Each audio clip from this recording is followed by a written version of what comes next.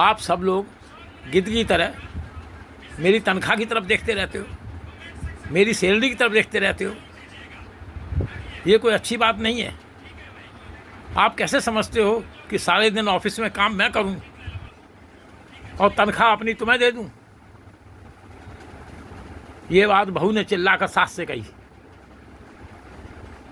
बहू बोली, तुम्हारा बेटा भी यही चाहता है कि मैं अपनी सैलरी उनको दे दूं, आप भी यही चाहते हो कि मैं अपनी सैलरी तुमको दे दूं, ससुर जी भी यही चाहते हैं कि मैं अपनी सैलरी तुमको दे दूं।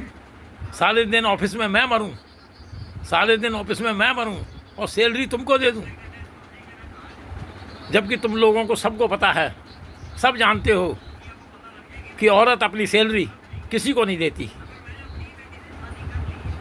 मेरी नौकरी तो मेरे पिताजी के घर ही लग गई थी। जब मैं उनको तनख्वाह नहीं देती थी तो तुम्हें कैसे दूंगी?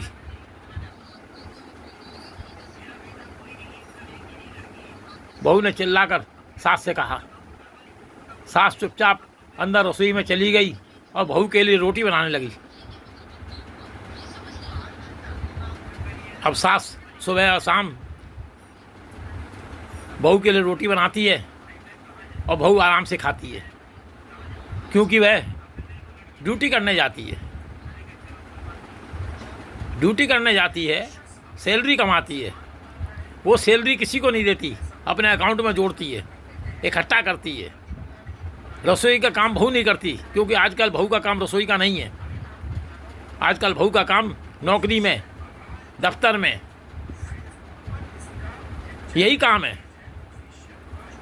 रसोई में काम तो अब सास का ही रह गया है। नौकरी वाली बीवी ले आओ और अपनी माँ को 70-80 साल तक रसोई में झोंक दो। बुढ़िया रोटी बना बना के सबको खिलाती रहेगी। बुढ़िया सबको रोटी बना बना खिलाती रहेगी और बहू को भी खाई। बहू भी बेशरम होकर रोटी खाएगी, जबकि बहू को पता है कि मैं बेशरम बन के जो रोटी खा रही हूँ, इसकी एवज में मैं सास को एक पैसा नहीं देती। ऐसी बहू किस काम की, जो ना घर का काम करे और नौकरी पे जाए तो उसका एक पैसा भी ना दे। यही हो रहा है घर घर में, यही हो रहा है। इसी को मैं बताने की कोशिश कर रहा हूँ कि लोग बार नौकरी वाली बीवी तो ले आते हैं। मैं तो कहता हूँ बीवी नहीं लाते हैं, वो अफसर लाते हैं। वो अफसर जो सब पर रौब गांठता है, बेमतलब में गांठता है, बहू का एक रोल भी अदा नहीं करता और तनख्वाह का एक पैसा भी नहीं देता। फिर किस बात का रौब गांठता है, आप मुझे बता दें। घर घर की कहानी है। नौकरी वाली बीवी लाते हैं लोग। अरे धिक्कार है ऐसे लोगों को। मर्द को खुद कमाना चाहिए। औरत की नौकरी खाना पाप है।